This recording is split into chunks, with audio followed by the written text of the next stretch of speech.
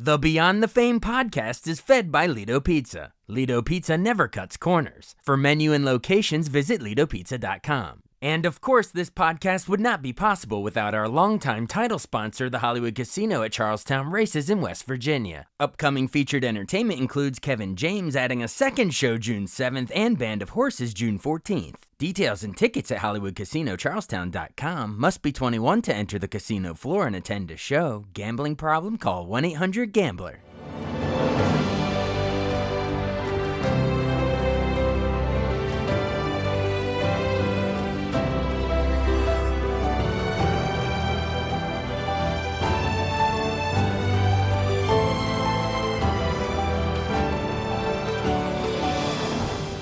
Welcome to the newest episode of Beyond the Fame with Jason Fraley. I'm your host, Jason Fraley, picking the brains of the top filmmakers, musicians, and artists of our time. The 78th Annual Tony Awards honor Broadway's best tonight on CBS, airing live from Radio City Music Hall in New York City. One of the top contenders is called John Proctor is the Villain, reimagining Arthur Miller's The Crucible to earn 7 Tony nominations, including Best Play and Best Actress for Sadie Sink. I spoke to the show's Tony-nominated playwright Kimberly Belflower when the play made its pre-Broadway premiere at Studio Theater in Washington, D.C. in 2022.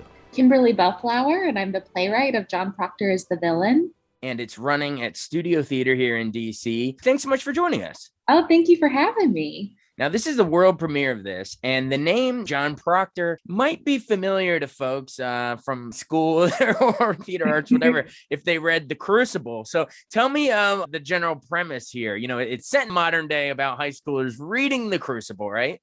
Exactly. Yeah, it's set in a small rural town in North Georgia.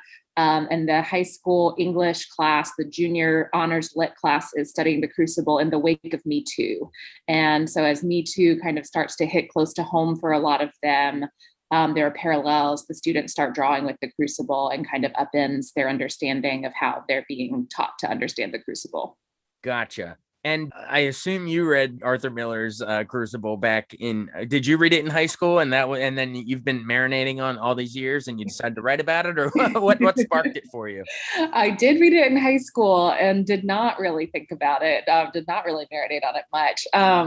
I read it in my junior lit class as well. And I revisited The Crucible also in the wake of Me Too, like these characters. I just wasn't assigned it. And I had read a book by Stacy Schiff, who's a feminist historian who wrote this nonfiction book about Salem. It's called The Witches, Salem 1692.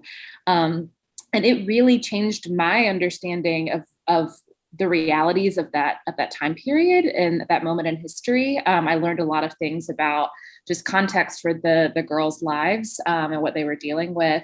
And then when Me Too, kind of that tidal wave hit, you know, Harvey Weinstein and all the allegations that followed, I remember one of the men who was accused called Me Too a witch hunt. And I kind of had this book on my mind and I was like, that's not what a witch hunt means.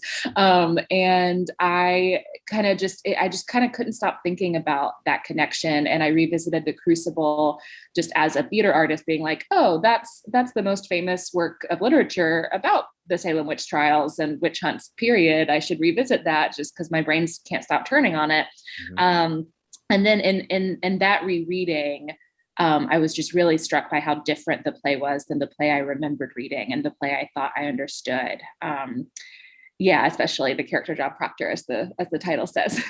Yeah, exactly. So give me both sides of that coin of John Proctor then. So, remind us, who John Proctor is in the play. He's set up as the protagonist. He's Elizabeth Proctor's husband, and, she gets accused of witchcraft and spared the death penalty because of pregnancy, all this stuff. But set up for our listeners, if they don't remember, how John Proctor is presented as sort of the protagonist in the play. And then on the flip side, why you actually think in this new lens of Me Too that he's actually the villain.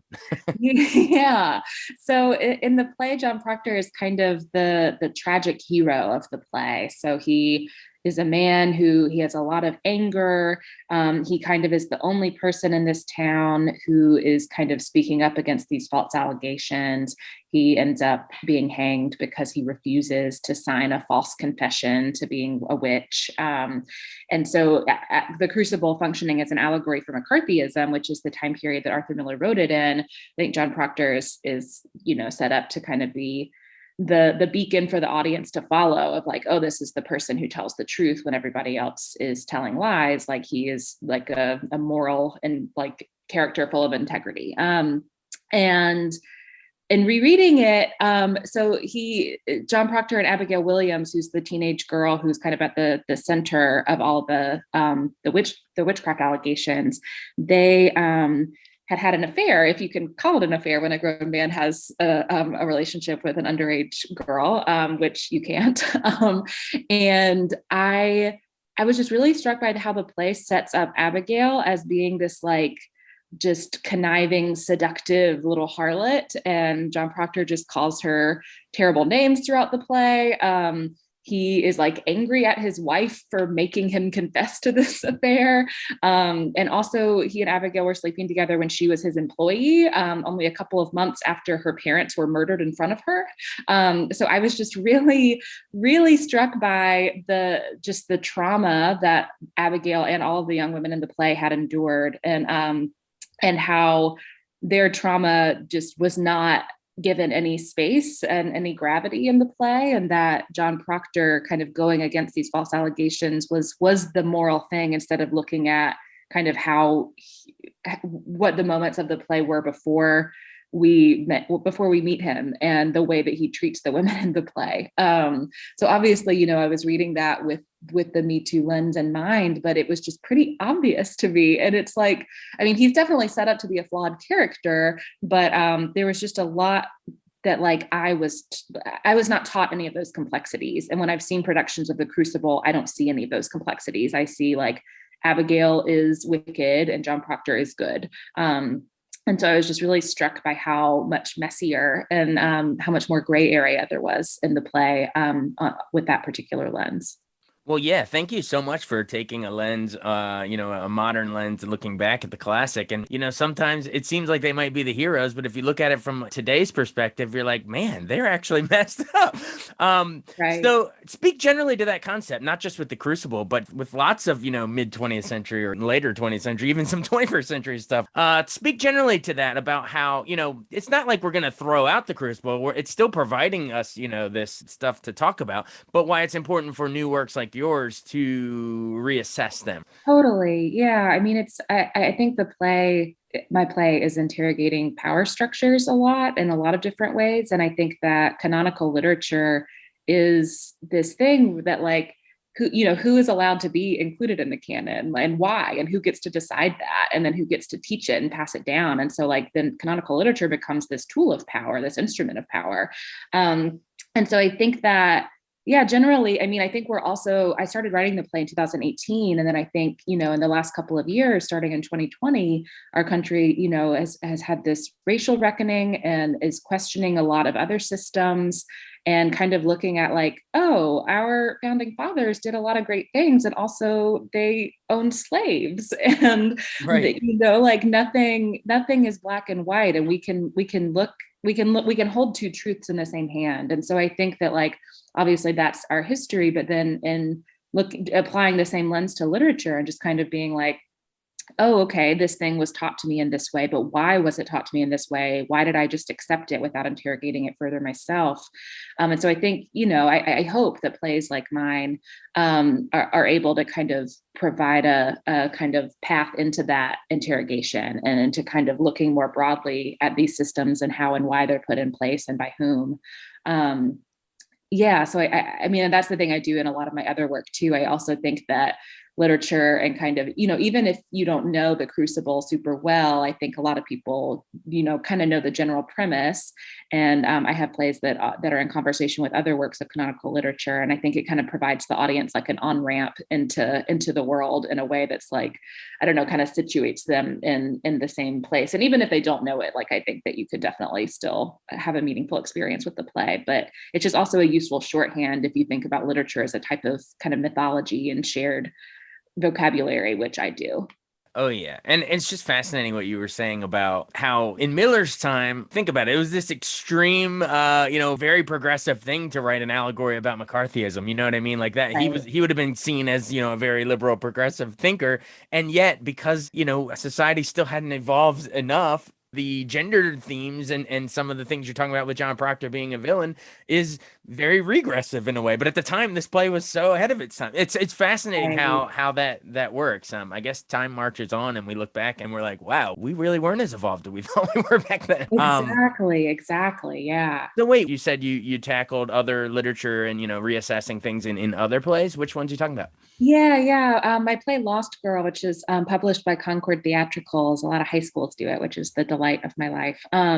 It is about Wendy Darling from Peter Pan when she's like 19 or 20. And I kind of started writing it in the aftermath of my first heartbreak around that age. And it kind of looks at her struggle to move on from this formative experience with Peter in Neverland. And I think it gets at like kind of that kind of early adulthood depressive stage that a lot of us go through, and what it is to kind of live in the past instead of in the moment, and what it is to grow up and what that even means.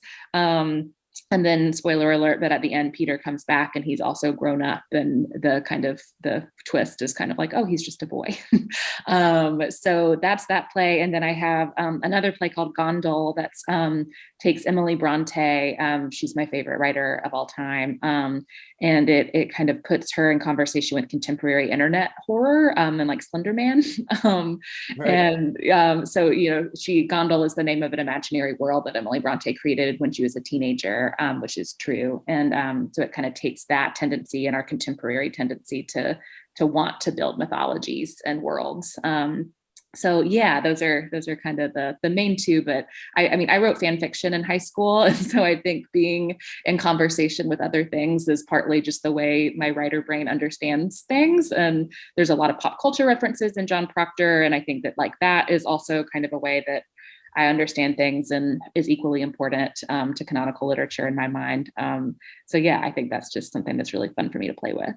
Definitely. I agree entirely. All right. So we've spoken a lot about, canonical literature and reassessing classic works of the past. But before we run, I do want to double back to like the actual present day setting of John Proctor as the villain, these high schoolers. Tell me a little bit about the characters in the modern day classroom. What are some of the things going on in their lives as they read The Crucible? Yeah, so it kind of centers on this little tight knit friend group.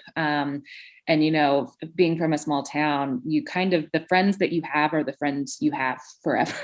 Not like forever, but like while you're there. Like Yeah. I was in the same class with people from the time I was 7 years old until I graduated high school. I'm always really interested in that, because I think that that's kind of a unique thing with small towns where like I didn't, there was only one school to go to, so that those are the people and so it kind of takes that.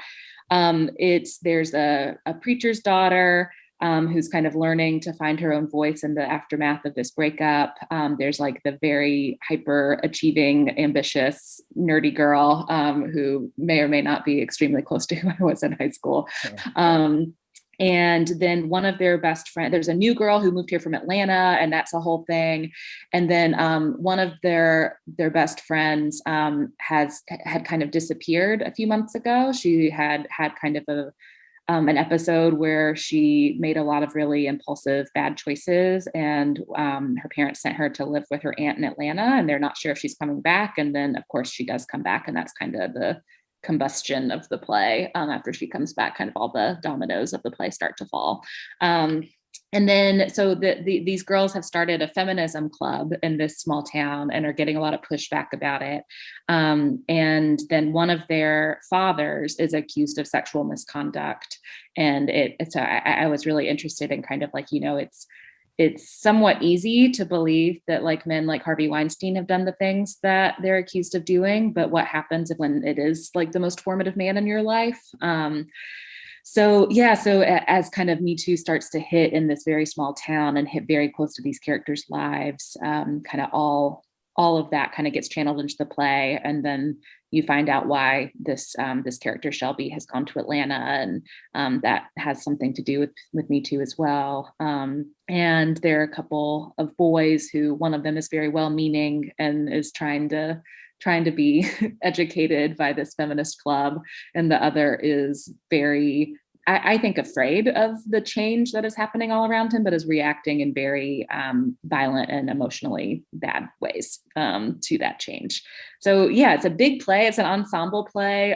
So the characters fall all over a spectrum, but I really wanted to represent the type of people that I grew up with, and represent the contemporary South in a way that is nuanced and real to what I know. And yeah. Great. I mean, it sounds really, really cool. And present day issues, recontextualizing things. It sounds right down a lot of our listeners' alley. I guess just before we run, it is a play. So what do we see visually if our listeners turn out to studio theater? How is the set up? Is it, are we talking like a classroom setting or hallways, or does it dip back into Salem, witch trial times, or how is it presented visually? Yeah. Oh my gosh, the set is so amazing. Almost the entire play takes place in the classroom. There's one scene that doesn't, but the set is just like, the level of detail is kind of outrageous. Just like there is like student work that is up on a bulletin board and stuff on a chalkboard, and just like the books that are on the shelves, like everything is super, super intentional. And our set designer and props designer and all the people on the team have just put in like an enormous amount of work, making sure that level of detail is really, really rich. And, I know like a classroom kind of sounds a little sad and, fluorescent lights and all of that, but obviously like our lighting designer too has made it look so beautiful and also real at the same time, which is a feat. And yeah, so it's kind of like a lot of plays. I think like the location is pretty we stay in the one place the whole time and like watch the dominoes fall within the kind of the pressure cooker of that one place. Love it. Well, it sounds fascinating. Again, everyone, it's called John Proctor is the Villain, not the hero, ladies and gentlemen, the villain. It's at Studio Theater, new play, world premiere play at Studio Theater. So get your tickets now at studiotheater.org. Hey, thanks for joining us. Keep up the great work. It sounds like a really, really cool play. Thank you so much for having me. I hope you get to come see it. All right, sounds good. Thanks again. Thank you.